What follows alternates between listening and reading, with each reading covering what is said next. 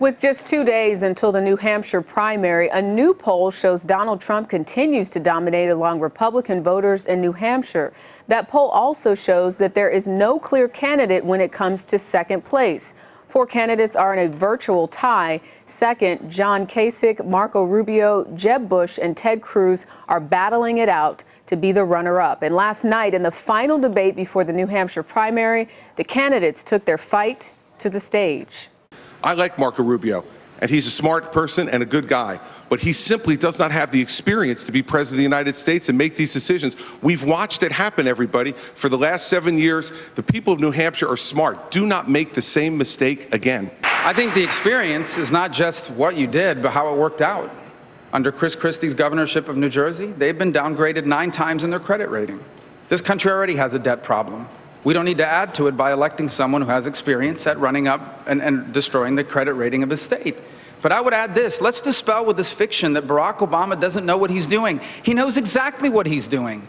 He is trying to change this country. He wants America to become more like the rest of the world. We don't want to be like the rest of the world. We want to be the United States of America. And when I'm elected president, this will become, once again, the single greatest nation in the history of the world, not the disaster Barack Obama has imposed upon us. You see, everybody, I want the people at home to think about this.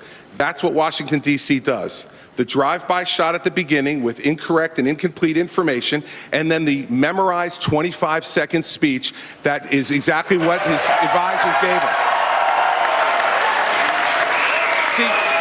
See, Marco, the thing is this. When you're president of the United States, when you're a governor of a state, the memorized 30-second speech where you talk about how great America is at the end of it doesn't solve one problem for one person. They expect you to plow the snow. They expect you to get the schools open. And when the worst natural disaster in your state's history hits you, they expect you to rebuild their state, which is what I've done. None of that stuff happens on the floor of the United States Senate. It's a fine job. I'm glad you ran for it, but it does not prepare you for president of the United States. Chris, your state got hit by a massive snowstorm 2 weeks ago. You didn't even want to go back. They had to shame you into going back. And then you stayed there for 36 hours, and then he left and came back to campaign. See, those are the facts. Here's the bottom line. This notion that Barack Obama doesn't know what he's doing is just not true. There it is. He knows exactly what he's doing. The memorized 25-second speech. Well, that's the reason why this campaign. You know what the shame is, Marco? The shame is that you would actually criticize somebody for showing up to work, plowing the streets, getting the trains run back on time, when you've never been responsible for that in your entire life. Okay. He didn't want to go back.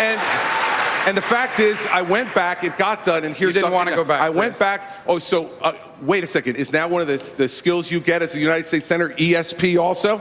Chris, everybody, you said you weren't going to go back. The fact is, Marco, he told everyone he wasn't going to go back, and they had to shame him into going back. Marco, because... And then when he decided to go back, he criticized the young lady, saying, what am I supposed to do, go back with a mop? By the way, clean up the flooding? it gets very unruly when he gets off his talking points. Thank you, Governor.